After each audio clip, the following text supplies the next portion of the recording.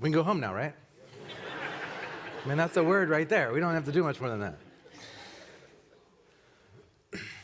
So before I start, I'm just curious, who are you rooting for today at the Rihanna concert?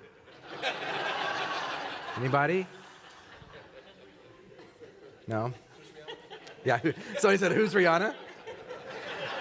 I feel that way about Pittsburgh or wherever else we're playing against today. So the other P, whatever that is. This morning, we come in the third part of our series on Shalom. And last week, Tammy did a beautiful job laying out for us how often in our suburban life, things get in the way, right? And often we're afraid to name those things as sin. Sin seems like this big word, but sometimes things like our busyness can get in the way of actually our wholeness, right? Sometimes fear can get in the way of our wholeness. There are these things that get in the way, and anything that gets in the way of us and God is sin, right? It's just missing the mark. We're not hitting that relationship in the way that we hope. So this morning we come and we're just going to spend some time digging into this word shalom a little bit more. During the last set of big storms, 5 sections of Heather and my fence fell. It was a section of the fence that divides us and our neighbors, right to the right of us. Now, we love our neighbors. We have a good relationship with them. We're friendly. We've got the friendly neighborhood nod down to a science. We even have conversation. But I tell you what, the 4 weeks that our fence was down, I felt weirdly vulnerable. What is it, the air of our fences? What is that it brings us? We lived in places that didn't even have fences. One of the surprising realities for us when we moved to Minnesota was you would drive through complete neighborhoods and nobody had a fence. They all had those electric dog shockers. They still had dogs. They still had everything that you and I have. They just didn't have fences. In fact, for 5 years, I lived in an apartment in Cambridge, Massachusetts, where my neighbor could literally see into my bedroom because our walls were that close together. And yet, when our 5 sections of fence fell down, I got nervous. It reminded me of Robert Frost's famous work, The Mending Wall. Don't know if you've ever read this poem before. It's a wonderful poem, and it's full of humor and maybe a sense of sadness. It's about 2 neighbors who go through the same ritual every spring. They meet at the wall in order to repair it, to refill the gaps of the fallen stones from the previous year. The neighbors have apparently done this for many years, and it strikes the narrator in the poem to question, just why do we even have a wall to begin with? They no longer have cows or sheep that might stray onto the other's property, so why is the wall still there? The reason and its purpose no longer exist. And you get this refrain in the poem, good fences make good neighbors. We've all heard that. And it echoes. And yet, why do good fences make good neighbors? Do they actually make good neighbors? Perhaps they don't make us neighbors at all. But why? Because they've always been there. See, the truth is, it's human nature to construct walls.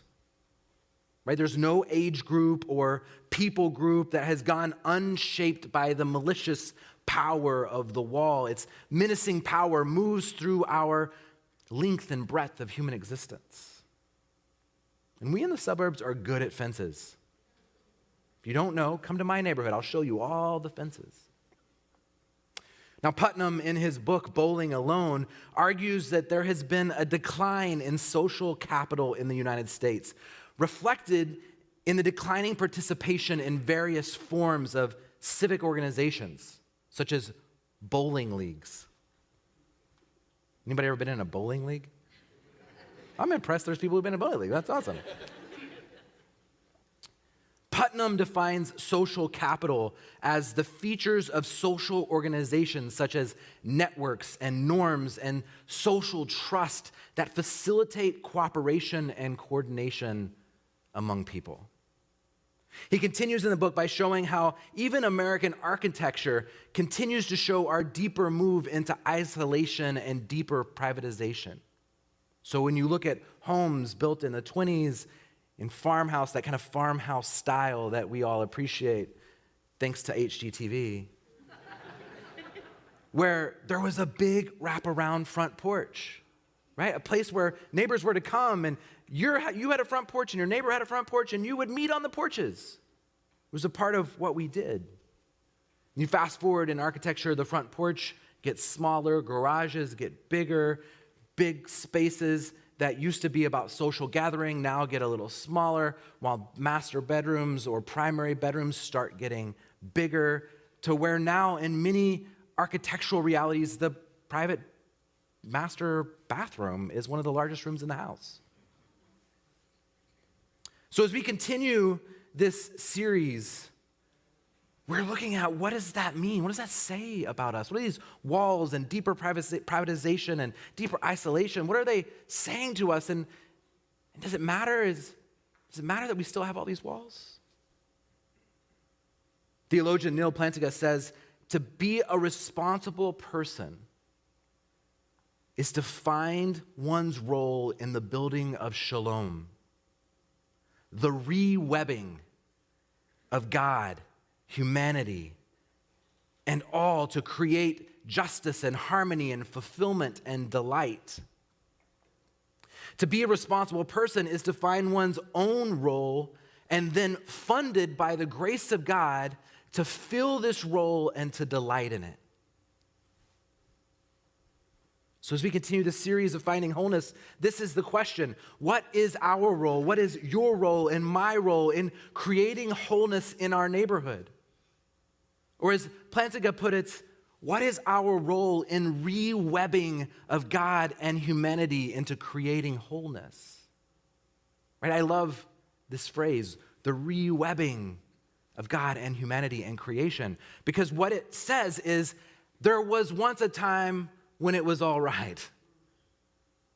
Right? There was once a moment where when God started this whole thing and God looked at it and said, man, this is good. And then we mess it up, right? It's part of what we do. We start thinking that our stuff is more important than your stuff, and my needs are more important than your needs, and my needs are definitely more important than the earth's needs, and the earth's needs are, right? We start telling ourselves these stories, and those stories begin to break down the social webbing that God intended us to have. And then the challenge of shalom is that God is shalom, right?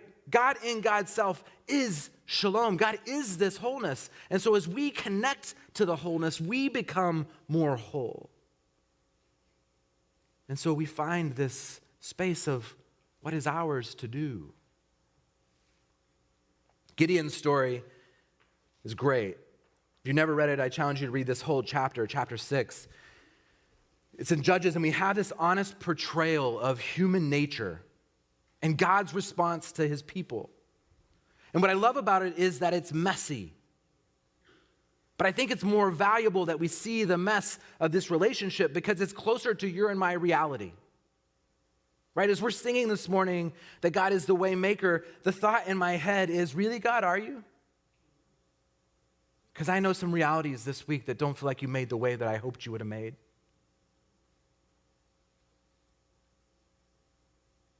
And so we name these realities of who God is, holding in faith that God is rewebbing those realities together.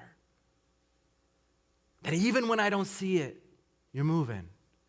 Even when I don't see it, you're working. Right? Even when I can't comprehend it, you're doing something in the midst of all of this. That's what Gideon finds. So we dive into this text where God's people have been exiled and overrun by the Midianites. And Gideon is, when God finds him, is thrashing wheat in the middle of a wine press, right? So imagine that. If you've ever been to one of the wineries in Napa that has the old school giant redwood wine presses, Gideon's in the middle of that thrashing wheat. He's hiding out. He's in a hiding place because he's been working under the constant watch of the captors of the Midianites. So Gideon's minding his own business, hiding out, when an angel of the Lord sees him in the winepress and calls out to him and says, "Man of courage." He's hiding in a winepress, right? And God says, "Man of courage." Not exactly the moniker that we would choose for this man, but it's precisely how Yahweh Shalom works. Infusing grace and truth backward into time and place and people, and calling out into us the things that God sees in us that we can't even see in this moment. God's proclaiming over his child, "You are a man of valor, strength, of courage. You don't know it yet, but trust me, because even when you don't see it, I'm working." Gideon is a mighty warrior. This is why Paul says over and over, "You are saint." Yeah, you sin, but you're not a sinner. You are saint. He is proclaiming over God's people the reality of who we are in Jesus Christ. Now, Gideon's done nothing to warrant this new identity and destiny, but God sees and names on our behalf outside of our simple understanding of time and space. God sees us and names us for who we are in our fullness, in our whole selves. This is what I mean when I talk about shalamic imagination. God, the God of peace, the God of wholeness, the God of shalom, has the imagination to proclaim over us the truth of who we really are. You are courageous. You are beloved. You are wise. You are light. You are salt of the earth. You are a city on a hill. You are a saint. So when addressed by the angel of God, Gideon's first reaction would be similar to ours. It's surprise. Then he gets real. He starts to question God. And Israelites' enslavement yet again. And he says, "Where are you, God? How can God be this great Savior who brought us out of Egypt when I'm thrashing wheat in a winepress hiding out from the Midianites?" That's our question too. Where is God if evil and calamity happens and we feel like he's not rescuing us? And rather than chastise him, the text says that Yahweh says, "I sent you. Get in. I sent you." So Gideon is like, "What the heck, God? You're sending me?" So he begins to execute a series of tests. Anybody ever done this with God? So he brings an offering of meat and unleavened bread, and the stranger touches it with his staff, and it's completely consumed. And the angel of the Lord then is just gone. And when it becomes clear to Gideon that this angel is actually the presence of God, Gideon is terrified. And God could say, like, "Yeah, you should be terrified." But God doesn't do that. The messenger speaks peace. But as the story unfolds, this holy God goes before him, magnificent and intimate, and Gideon is able to drive out the Midianites because God has gone before him. In fact, God wants him to be so clear about the fact that God has gone before him that Gideon starts with an army of 1,000 and God whittles it down to 300. Just so later he can't make up excuses. And at the end of this text, Gideon builds an altar. And for the first time in the Bible, he says, "You are Yahweh Shalom, the Lord of wholeness." See, the good news of the gospel is not that God will restore the pixie dust of shalom over your life and your circumstances. Shalom isn't merely about our feelings about God. The good news is that God himself will be our shalom. In every place, in every nation, in every culture, and every time. And God is going before us, working when we don't even see it. And that God knows our fullest identity and our fullest potential, and is constantly at work pulling it out of us and naming us as God really sees us. Calling us into the mess, calling us to stand in the gap, calling us to take down the walls and to reconcile the world, to re-web the world back to him. And as he does for Gideon, God will send us outward into our neighbors and our neighborhoods to fight for justice, to value God's image in every person, to be people like God who are proclaiming in our neighbors who they really are. You're not a hooligan. You're not a broken mess. You are God's beautiful creation. You are God's beloved. You are God's child, adopted with full rights into the family. Do it all. This goal of reconciling, right? Paul tells us that we have been given the gift of reconciliation. That God is our prize, our peace. Our role in shalom starts with God. God calls it in us, names in us our purpose and our passion and our gifts and our abilities, and he plants within each one of us sparks or seeds or threads, would you have it, for the purpose of weaving together the web of shalom in our neighborhoods and our communities.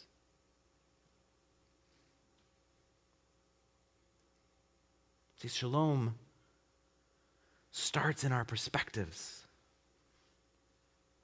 It starts with how we understand ourselves. It starts with how we understand our neighbor. It starts with how we understand the earth. It starts for how we understand our purpose. God's shalom takes our priorities, as Tammy said last week, and reorients them with new perspective. One where we're called to be agents of shalom. So how do we do it? How do we extend shalom in the suburbs? How do we ask hard questions? How do we hold our neighbor's pain cupped in our own outstretched hands and point them to Jesus and to work towards the reconciliation of our communities? Please know, I'm not saying this is another thing to add to your to-do list. You are not solely responsible for your neighborhood and it's shalom. Yet when God sees you, he calls you shalom. He calls you to be wholeness. And this call is for the church, and you as members of this body get to be a small part of it. Gideon's story helps me grab hold of what it looks like to live out shalom in the suburbs. And many of us need to start like Gideon and ask some hard questions. Where is God right now? Where in the church is God already active, already listening to the needs of our neighbors? Then jump in there. Where is God already at work outside of our church community? Sowing wholeness and reconciliation. Find it and jump in there. See, God doesn't shame Gideon or us into working towards shalom. Instead, he invites us to participate in a grander story of freedom and life and wholeness that's already happening all around us. Like Gideon, we've been called mighty warrior. You are an agent of shalom, even if you've not yet lived it out. You might be hiding in your wine press. We're in your suburban house with a big garage and big fences. I know for me, I'm often caught hiding.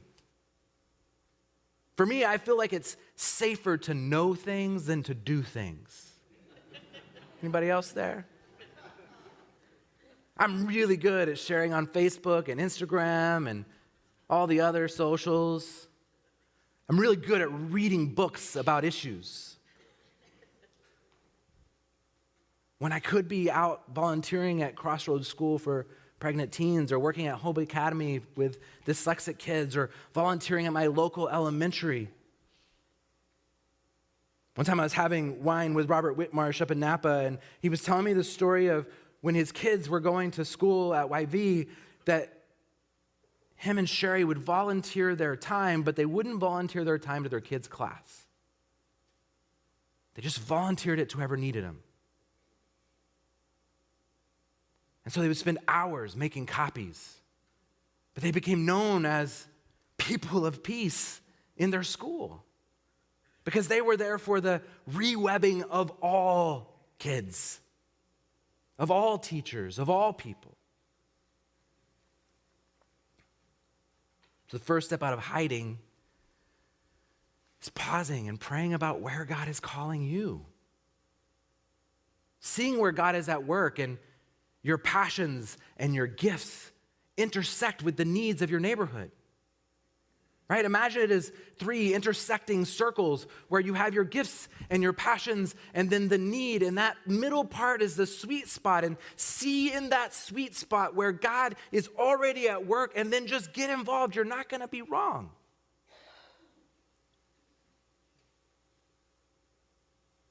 God calls us to fling open doors of welcome, to tear down the walls that we've built from connection.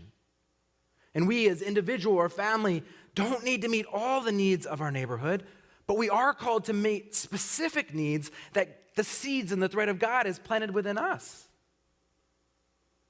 And like Gideon and like Jesus, you are offered, even if what you have, what you believe you have, is small, it still costs you. And it may not be some grand world-changing words or actions. It may simply be a hug to a hurting neighbor in the midst of their chaos, or a prayer for a friend who has chronic illness, or a phone call to a government representative about policy, or your presence in the midst of grief and depression and sadness. Your offering could be feeding the local neighborhood kids and giving them a kitchen island to hang out in. Another pastor down the street has made it a point with his high school kids to be the house that everybody wants to hang out with. So he's like, I always have Gushers, I always have fruit roll-ups, I always have all the things that kids want when they come to the house, simply because I want this to be a place that when they come, they're like, man, this is better than a convenience store, we're here.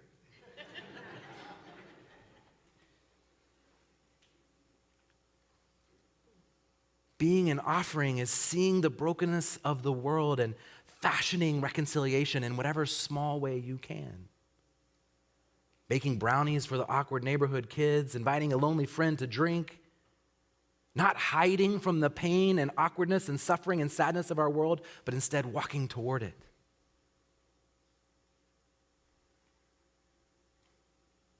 To be an offering day by day, we have to fight to stay present. And that's one of the realities of the sins of suburbia. We have so many things to keep us from being present. So we go to the gym and we put in our earbuds and we watch whatever sports thing is on or news thing is on the treadmill screen, and we don't see who's running beside us and we can't engage because we're not present. And we drive and we have our speakers on and we have everything happening, and because we're choosing to detach. We come in our homes and we're exhausted at the end of the day and we barely have the space to breathe or to think, and we sit out extra long, if you're like me, in front of your car, still in the parking of your own house before you go in, simply because you want to detach. So we fight to stay present. See, dying to ourselves often looks quite ordinary. Sometimes it looks like just getting out of your car and going in. Having the hard conversation.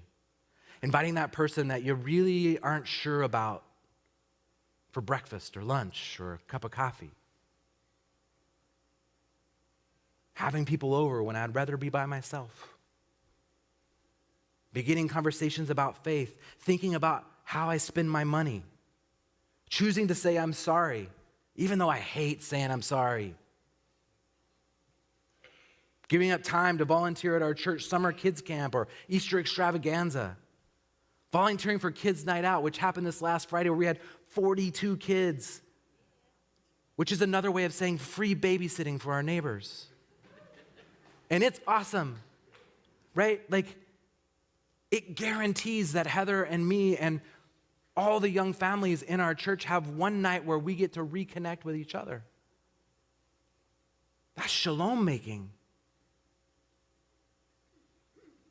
These are the habits and practice that orient our heart outward toward loving others and pursuing shalom in the suburb. And if you were hoping that I was going to give you exactly what it means to pursue shalom for you, you're greatly mistaken. Because that's your work.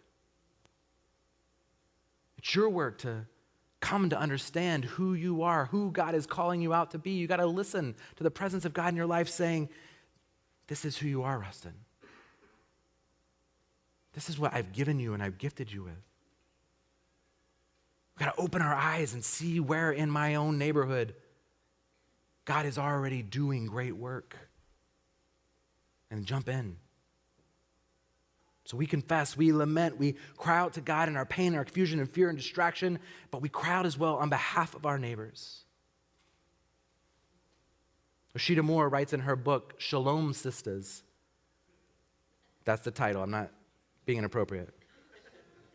Let us run, skip, jump, twirl, and dance all the way home, for we are practitioners of subversive joy.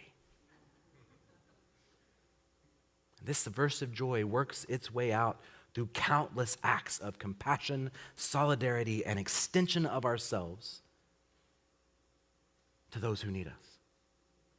Please pray with me. God, we need your shalom. We need to hear, like Gideon, how you see us.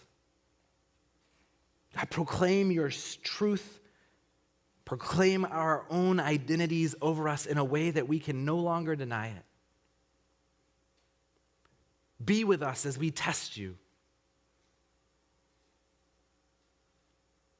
But then, God, make us your shalom for this world.